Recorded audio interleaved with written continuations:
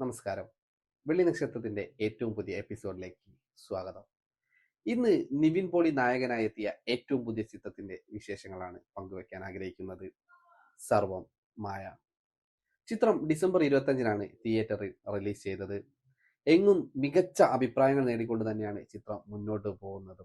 നിവിൻ പോളിയുടെ ഒരു വമ്പൻ തിരിച്ചുവരവ് തന്നെയാണ് ചിത്രത്തിൽ നമുക്ക് കാണാൻ സാധിക്കുന്നത്. 2025-ൽ ഫാർമ എന്നൊരു വെബ് സീരീസിലൂടെ നിവിൻ പോളി തിരിച്ചു വന്നിരുന്നു. എന്നാൽ വെബ് സീരീസ് അത്ര അങ്ങോട്ട് ശ്രദ്ധിക്കപ്പെട്ടില്ല. എന്നാൽ സത്യൻ അന്തിക്കാടിന്റെ മകൻ അഖിൽ സത്യൻ സംവിധാനം ചെയ്ത സർവം മായ ഇപ്പോൾ എല്ലായിടത്തും ശ്രദ്ധിക്കപ്പെട്ടുകൊണ്ടിരിക്കുകയാണ്. പഴയകാലത്തെ നിവിനെ തിരിച്ചു കിട്ടിയെന്നാണ് പ്രേക്ഷകർ ഒന്നടങ്കം പറയുന്നത്. ചിത്രത്തിന്റെ വിശേഷത്തിലേക്ക്.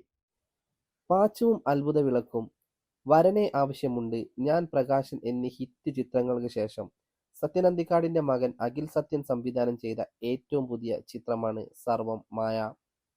ശീർഷകം സൂചിപ്പിക്കുന്നത് പോലെ സമ്പന്നരായ പൂജാരിമാരുടെ കുടുംബത്തിൽ നിന്നുള്ള പ്രബേന്ദു എന്ന സംഗീതജ്ഞനെ ചുറ്റിപ്പറ്റിയാണ് സിനിമ വികസിക്കുന്നത്. ഒരു വിചിത്രമായ പ്രേതം അവനെ പിന്തുടരുന്നതാണ് കഥയുടെ സാരം എന്നു പറയുന്നത്. നിവിൻ പോളി തന്റെ പഴയ കരുത്തിലേക്ക് തിരിച്ചെത്തിയിരിക്കുന്നു എന്ന് തന്നെ പറയാം. നിവിന്റെ എല്ലാ കഴിവുകളെയും കൃത്യമായി ഉപയോഗിക്കാൻ സംവിധായകന് സാധിച്ചിരിക്കുന്നു. പ്രേതമായി അഭിനയിച്ച റിയ ഷിബു അതിമനോഹരമായ പ്രകടനമാണ് ചിത്രത്തിൽ കാഴ്ചവെച്ചിരിക്കുന്നത്. നിവിനോടൊപ്പം ചിത്രത്തെ മുന്നോട്ട് കൊണ്ടുപോകുന്നതിൽ റിയയുടെ പ്രകടനം വലിയ പങ്ക് വഹിച്ചു എന്ന് തന്നെ എടുത്തു പറയേണ്ടതുണ്ട്. ചിലയിടങ്ങളിൽ വിസ്മയത്തുമ്പത്ത് എന്ന സിനിമയെ ഓർമ്മിപ്പിക്കുന്ന വിധം വൈകാരികതയും കൗതുകവും നിറഞ്ഞ രീതിയിലാണ് അമാനുഷികമായ കാര്യങ്ങളെ കൈകാര്യം ചെയ്തു വെച്ചിരിക്കുന്നത്. അജു വർഗീസാണ് നിവിന്റെ കസിനായി ചിത്രത്തിൽ എത്തുന്നത്. ഇവരുടെ കോംബോയെക്കുറിച്ച് നമുക്ക് എടുത്തു പറയേണ്ട ഒന്നില്ല, നിങ്ങൾക്കറിയാമല്ലോ. കാരണം ഇതിന്റെ മുമ്പ് നിവിനും അജു വർഗീസും ഒക്കെ ഒരുമിച്ച് അഭിനയിച്ച ചിത്രങ്ങളിൽ അവരുടെ കെമിസ്ട്രി വളരെ മികച്ചത് തന്നെയായിരുന്നു. അതുപോലെ തന്നെയാണ് ഇതിലും ഇവർ അഭിനയിച്ചിരിക്കുന്നത്. പ്രീതി മുകുന്ദൻ സതിയ എന്ന കഥാപാത്രമായി ഭംഗിയായി അവതരിപ്പിച്ചു. മധു വാര്യർ നിവിന്റെ ജ്യേഷ്ഠനായും ജനാർദ്ദനൻ അമ്മാവനായും മികച്ച പ്രകടനം നടത്തി.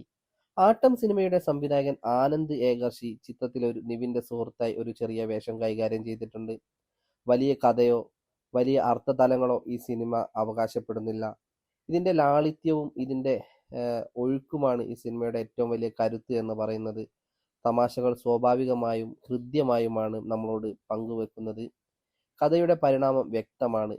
ചെറിയ നിമിഷങ്ങളിലൂടെ കഥ മുന്നോട്ട് പോകുന്ന രീതിയും കഥാപാത്രങ്ങളിൽ വരുന്ന മാറ്റങ്ങളും വിമർശിക്കപ്പെടാൻ സാധ്യതയുള്ള വിഷയങ്ങൾ സൂക്ഷ്മതയോടെ കൈകാര്യം ചെയ്യാൻ സംവിധായകൻ എടുത്ത എഫേർട്ടും എടുത്തു പറയേണ്ട ഒന്നാണ്.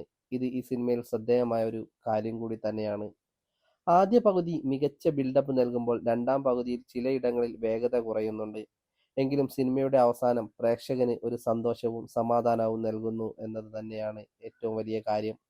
അവസാന ഭാഗങ്ങളിൽ വിനീതും മേതിൽ ദേവികയും കുറച്ച് സമയമേ വരുന്നുള്ളൂവെങ്കിലും അവരുടെ പ്രകടനം വലിയ വൈകാരികത നൽകുന്നുണ്ട്. സംഭാഷണങ്ങൾ മിക്കവതും ഫലപ്രദമാണ്. പുതിയ കാലത്തെ സംസാര ശൈലി അഖിലിന് വഴങ്ങുന്നുണ്ട്.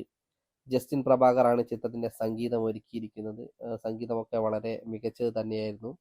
സിനിമയുടെ മൂഡിന് അനുയോജ്യമായിട്ട് തന്നെയാണ് അദ്ദേഹം എല്ലാ കാര്യങ്ങളും ചെയ്തിരിക്കുന്നത്. ചുരുക്കി പറഞ്ഞാൽ നിവിൻ പോളിയുടെ അഭിനയ ജീവിതത്തിലേക്കുള്ള തിരിച്ചുവരവ് തന്നെയാണ് അഖിൽ സത്യൻ സംവിധാനം ചെയ്ത സർവം മായ എന്ന് നമ്മൾക്ക് അടിയുറച്ച് പറയാൻ സാധിക്കും.